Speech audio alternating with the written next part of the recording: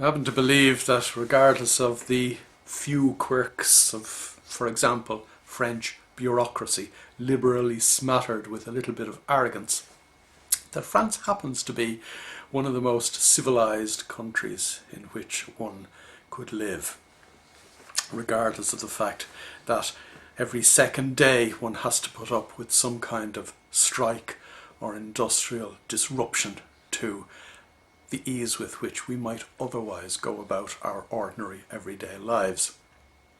Obviously, the French Republic is founded on the values of liberté, égalité, fraternité, and this solidarity, for example, in support of people who are on strike, solidarity of people who are underprivileged, which is obviously an admirable trait.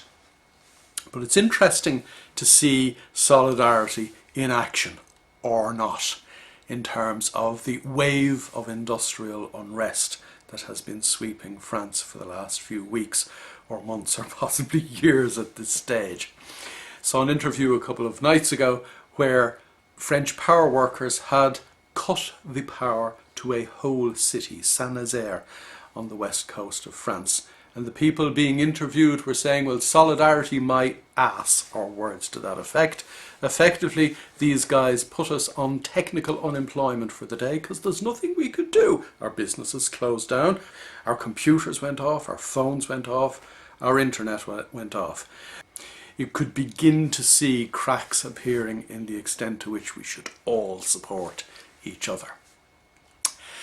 Cracks of a different type, however, appeared in a petrol queue in the last few days as well, where one individual motorist thought he should be ahead of everybody else who had been queuing for a couple of hours for their €30 ration of petrol.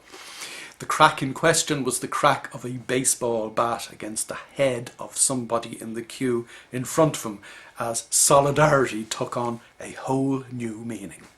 The point is that actually, even though I started this video by saying that living in France is probably one of the most socially sophisticated experiences one can have, solidarity at the end of the day literally means it's every man for himself.